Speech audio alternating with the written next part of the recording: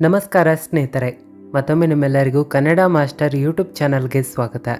ಒಂದು ವೇಳೆ ನೀವು ನಿಮ್ಮ ಜೀವನದಲ್ಲಿ ಹೊಸದಾಗಿ ಏನಾದರೂ ಕಲಿಯಲು ಇಷ್ಟಪಡೋದಾದರೆ ಚಾನಲ್ಗೆ ಖಂಡಿತ ಸಬ್ಸ್ಕ್ರೈಬ್ ಮಾಡ್ಕೊಳ್ಳಿ.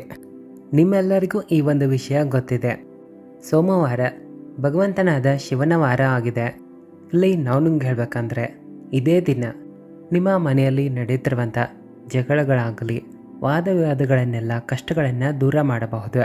ಹೌದು ಸ್ನೇಹಿತರೆ, ಒಂದು ವೇಳೆ ನಿಮ್ಮ ಮನಸ್ಸಿನಲ್ಲಿ ಏನಾದರೂ ಆಸೆಗಳಿದ್ರೆ, ತುಂಬ ದಿನಗಳಿಂದ ನೀವು ಕಷ್ಟಪಡ್ತಾ ಇದ್ದು ಏನೂ ನಿಮಗೆ ಸಿಗ್ತಾ ಇಲ್ಲ ಅಂತ ಅನ್ನಿಸ್ತಾ ಇದ್ದರೆ, ಇಲ್ಲಿ ಸೋಮವಾರದ ದಿನವೇ ಭಗವಂತನಾದ ಭೋಲೆನಾಥರಿಗೆ ಸಂಬಂಧಪಟ್ಟಂಥ ಕೆಲವು ಯಾವ ರೀತಿಯ ಚಿಕ್ಕ ಉಪಾಯಗಳನ್ನು ನೀವು ಮಾಡಬೇಕಂದ್ರೆ ಅವುಗಳ ಬಗ್ಗೆ ವಿಡಿಯೋದಲ್ಲಿ ತಿಳಿಸ್ಕೊಡ್ತೀವಿ. ಇವುಗಳಿಂದ ತಕ್ಷಣವೇ ನಿಮ್ಮ ಮನಸ್ಸಿಚ್ಛೆಗಳು ಸಹ ಪೂರ್ತಿ ಆಗುತ್ತವೆ. ಒಂದು ವೇಳೆ ನಿಮ್ಮ ಜೀವನದಲ್ಲಿ ಏನಾದರೂ ದುರ್ಭಾಗ್ಯವು ಹೆಚ್ಚಾಗಿದ್ದರೆ ಅಥವಾ ಮನೆಯಲ್ಲಾಗಲಿ ಕುಟುಂಬದಲ್ಲಿ ವಾದ ವಿವಾದಗಳು ಹೆಚ್ಚಾಗಿ ನಡೀತಾ ಇದ್ದರೆ, ಮಾತಿಗೆಲ್ಲ ಜಗಳ ಆಗ್ತಾ ಇದ್ದರೆ, ಇಂಥ ಸ್ಥಿತಿಯಲ್ಲಿ ನೀವು ಈ ಪ್ರಯೋಗವನ್ನು ಮಾಡಿ ಲಾಭವನ್ನು ಪಡೆದುಕೊಳ್ಳಿರಿ. ಹಲವಾರು ಬಾರಿ ಮನೆಗಳಲ್ಲಿ ಯಾವ ರೀತಿಯಾದ ವಾತಾವರಣ ಸೃಷ್ಟಿಯಾಗುತ್ತದೆ ಅಂದರೆ, ಇಲ್ಲಿ ಎಷ್ಟು ದೊಡ್ಡದಾಗಿರುವ ಜಗಳಗಳು ಹೊಡೆದಾಟಗಳು ನಡೆಯುತ್ತವೆ ಅಂದರೆ, ಮನೆಯಲ್ಲಿ ಒಬ್ಬರಿಗೊಬ್ಬರು ಮುಖವನ್ನು ನೋಡಲು ಸಹ ಇಷ್ಟಪಡ್ತಾ ಇರೋದಿಲ್ಲ. ಇಲ್ಲಿ ಯಾವ ರೀತಿಯಾದ ಸೃಷ್ಟಿಗಳು ನಿಮಗೆ ಸೃಷ್ಟಿಯಾಗಿರ್ತಾರಂದರೆ, ನಮ್ಮ ಮುಂದೆ ನೋಡಲು ಚೆನ್ನಾಗಿಯೇ ಇರ್ತಾರೆ, ಆಚೆ ಹೋದ ನಂತರ ಮಾಟಮಂತ್ರಗಳನ್ನು ತಂತ್ರಕ್ರಿಯೆಗಳನ್ನು ಮಾಡಿಬಿಡ್ತಾರೆ. ಇಲ್ಲಿ ಶತ್ರುಗಳ ಕಾಟದ ಕಾರಣದಿಂದಲೇ ಮನೆಯಲ್ಲಿ ಗೃಹ ಕ್ಲೇಶಗಳು ವಾದವ್ಯಾದಗಳು ಹೆಚ್ಚಾಗಿರುತ್ತವೆ. ಇಲ್ಲಿ ನಿಮ್ಮ ಎಲ್ಲ ಕಾರ್ಯಗಳು ನಿಂತು ಹೋಗಲು ಶುರುವಾಗಿರುತ್ತವೆ. ಕೆಲವೊಮ್ಮೆ ಯಾವ ರೀತಿಯಾದ ವಾತಾವರಣ ಸೃಷ್ಟಿಯಾಗುತ್ತದೆ ಅಂದರೆ, ನೌಕರಿಗಳೆಲ್ಲ ಚೆನ್ನಾಗಿ ನಡೀತಾ ಇರುತ್ತವೆ, ಇದ್ದಕ್ಕಿದ್ದ ಹಾಗೆ ಅವು ಯಾವ ರೀತಿಯಾಗಿ ಮುರಿದು ಹೋಗುತ್ತವೆ ಅಂದರೆ, ಇಲ್ಲಿ ಏನಾಗುತ್ತದೆ ಅಂತ ನಿಮಗೆ ಅರ್ಥವೇ ಆಗೋದಿಲ್ಲ. ಹಲವಾರು ಬಾರಿ ಕೆಲವರ ವ್ಯಾಪಾರಗಳಂದು ಚೆನ್ನಾಗಿ ನಡೀತಾ ಇರುತ್ತವೆ, ಅಚಾನಕವಾಗಿ ಅವರು ಎಷ್ಟು ನಷ್ಟವನ್ನು ಅನುಭವಿಸುತ್ತಾರಂದರೆ ಎಲ್ಲವೂ ಮುರಿದು ಹೋಗುತ್ತದೆ. ಆದರೆ ಸ್ನೇಹಿತರೆ, ಇಲ್ಲಿ ತಿಳಿಸುವಂಥ ಈ ಚಿಕ್ಕ ಉಪಾಯ ಮಾಡಿದ್ರು ಮನೆಯಲ್ಲಿ ಸುಖ ಸಮೃದ್ಧಿ ಮರಳಿ ಹೆಚ್ಚಾಗುತ್ತದೆ. ಆದರೆ ಈ ಉಪಾಯವನ್ನು ಯಾವ ರೀತಿ ಹೇಗೆ ಮಾಡಬೇಕನ್ನೋದನ್ನು, ಇದರ ಸರಿಯಾದ ವಿಧಿಯನ್ನು ನೀವು ಸಂಪೂರ್ಣವಾಗಿ ತಿಳಿಯಬೇಕು. ಇದು ಶಿವನಿಗೆ ಸಂಬಂಧಪಟ್ಟಂಥ ಪ್ರಯೋಗ ಆಗಿದೆ. ಸ್ನೇಹಿತರೆ, ಇಲ್ಲಿ ನಾವು ನಿಮ್ಗೆ ಹೇಳೋದಾದರೆ, ಭಗವಂತನಾದ ಶಿವನಿಗೆ ಸಂಬಂಧಪಟ್ಟಂಥ ಅದೆಷ್ಟೆಲ್ಲ ಉಪಾಯಗಳಿವೆಯೋ ಪ್ರಯೋಗಗಳಿವೆಯೋ ಇವುಗಳನ್ನು ಮಾಡೋದ್ರಿಂದ ನಿಮಗೆ ನವಗ್ರಹಗಳ ಸಹಾಯ ಸಿಗುತ್ತದೆ.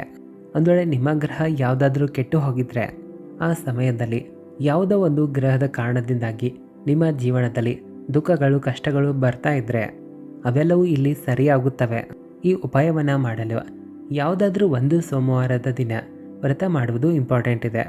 ಯಾರಿಗೆ ಅಲ್ಲಿ ಉಪಾಯವನ್ನು ಮಾಡಲು ಸಾಧ್ಯವಾಗೋದಿಲ್ವ, ವ್ರತವನ್ನು ಇಡಲು ಸಾಧ್ಯವಾಗೋದಿಲ್ವ, ಅವರಿಗಾಗಿ ಎರಡನೆಯ ಉಪಾಯ ಏನಿದೆ ಅಂದರೆ, ವ್ರತ ಮಾಡುವ ಬದಲಿಗೆ ಭಗವಂತನಾದ ಶಿವನಿಗೆ ಕಡಲೆ ಹಿಟ್ಟಿನ ಲಡ್ಡುಗಳನ್ನು 4 ಸಂಖ್ಯೆಯಲ್ಲಿ ಅರ್ಪಿಸಬೇಕು. ಅಂದರೆ ಕಡಲೆ ಹಿಟ್ಟಿನಿಂದ ರೆಡಿಯಾದ ಸಿಹಿಯಾದ ಲಡ್ಡುಗಳನ್ನು ಶಿವನಿಗೆ ಅರ್ಪಿಸಬೇಕು. ಇಲ್ಲಿ ನೀವು ವ್ರತ ಮಾಡುವಂಥ ಅವಶ್ಯಕತೆ ಬರೋದಿಲ್ಲ.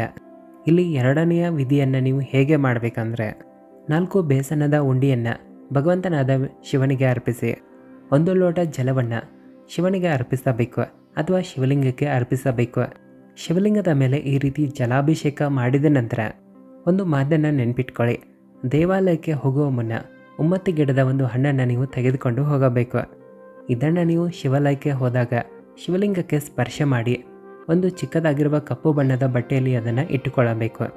ಇಲ್ಲಿ ಒಂದು ಮಾತನ್ನು ನೆನಪಿಡಿ, ಇವುಗಳ ತಯಾರಿಯನ್ನು ನೀವು 1 ದಿನ ಮುಂಚೆ ಮಾಡಿದ್ರೆ ಒಳ್ಳೆಯದು.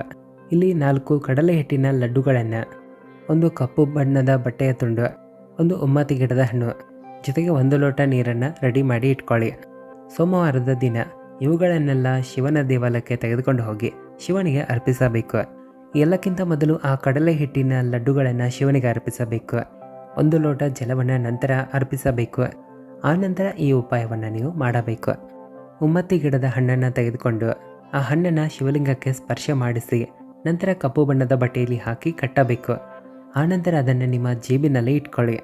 ಇಲ್ಲಿ ಒಂದು ಮಾತನ್ನು ನೆನಪಿಡಬೇಕು, ಬೇರೆ ವ್ಯಕ್ತಿಗಳಿಗೆ ಇದು ಸ್ಪರ್ಶ ಆಗಬಾರ್ದು. ಇಲ್ಲಿ ಯಾವ ಲಡ್ಡುಗಳನ್ನು ನೀವು ಶಿವನಿಗೆ ಅರ್ಪಿಸಿರ್ತೀರ ಅದರಲ್ಲಿ 1 ಲಡ್ಡುವನ್ನು ನೀವು ಪೂಜಾರಿಗೆ ಕೊಡಬೇಕು. 1 ಲಡ್ಡುವನ್ನು ತೆಗೆದುಕೊಂಡು ಮರಳಿ ನೀವು ಬರುವಾಗ ದಾರಿಯಲ್ಲಿ ಯಾವುದಾದ್ರೂ ಚಿಕ್ಕ ಕನ್ಯರು ಹುಡುಗಿಯರು ಸಿಕ್ಕರೆ ಅವರಿಗೆ ಅದನ್ನು ತಿನ್ನಲು ಪ್ರಸಾದದ ರೂಪದಲ್ಲಿ ಕೊಡಬೇಕು. 1 ಉಳಿದ ಉಂಡಿಯನ್ನು ನೀವು ತಿನ್ನಬೇಕು. ಒಂದು ವೇಳೆ ನೀವೇನಾದರೂ ಯಾವುದಾದ್ರೂ ವ್ರತವನ್ನು ಇಟ್ಟಿದ್ದರೆ ಸಾಯಂಕಾಲ ವ್ರತ ಮುಗಿದ ನಂತರ ಅಥವಾ ಮಾರನೇ ದಿನ ಆ ಉಳಿದ ಲಡ್ಡುವನ್ನು ತಿನ್ನಿರಿ. ಉಳಿದಿರುವಂಥ ಒಂದು ಲಡ್ಡುವನ್ನು ನೀವು ತೆಗೆದುಕೊಂಡು ಮನೆಯಲ್ಲಿರುವಂಥ ಜನರಿಗೆಲ್ಲ ಅದನ್ನು ಹಂಚಬೇಕು.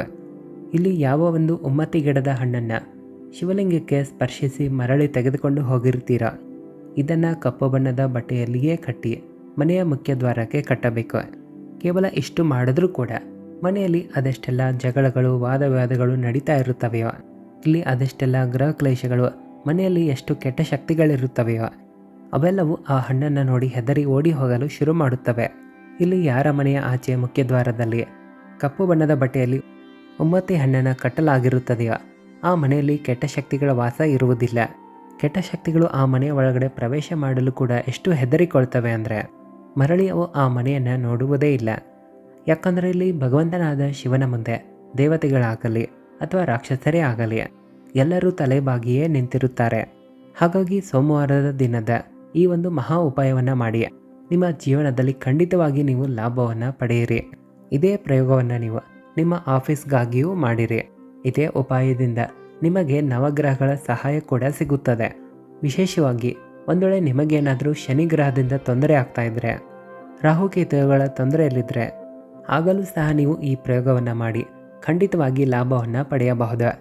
ಯಾವ ರೂಮ್ನಲ್ಲಿ ಅಥವಾ ಯಾವ ಆಫೀಸ್ನಲ್ಲಿ ನೀವು ಹೆಚ್ಚಾಗಿ ಕುಳಿತುಕೊಳ್ತೀರೋ ಅಲ್ಲಿ ಈ ಪ್ರಕಾರದ ಉಮ್ಮತ್ತಿ ಹಣ್ಣನ್ನೇ ನೀವು ಶಿವಲಿಂಗಕ್ಕೆ ಸ್ಪರ್ಶ ಮಾಡಿ ತಂದು ಇಟ್ಟುಕೊಳ್ಳಬಹುದು. ಯಾಕಂದರೆ ಇದೇ ಒಂದು ಉಪಾಯದಿಂದ ನಿಮಗೆ ಅಧಿಕವಾದ ಲಾಭಗಳು ಹೆಚ್ಚಾಗಿ ಸಿಗುತ್ತವೆ. ವಿಡಿಯೋವನ್ನು ಲೈಕ್ ಮಾಡಿ, ಕಾಮೆಂಟ್ ಬಾಕ್ಸ್ನಲ್ಲಿ ಓಂ ನಮಃ ಶಿವಾಯ ಹರ ಹರ ಮಹಾದೇವ ಅಂತ ಬರೆಯೋದನ್ನು ಮರೆಯದಿರಿ. ಹಾಗೆ ವಿಡಿಯೋನ ಎಲ್ಲರಿಗೂ ಶೇರ್ ಮಾಡಿ, ಚಾನಲ್ಗೂ ಕೂಡ ಸಬ್ಸ್ಕ್ರೈಬ್ ಮಾಡ್ಕೊಳ್ಳಿ. ಹೊಸ ವಿಡಿಯೋ ಜೊತೆಗೆ ನಾವು ನಿಮ್ಮನ್ನು ಭೇಟಿ ಆಗ್ತೀವಿ. ಧನ್ಯವಾದಗಳು.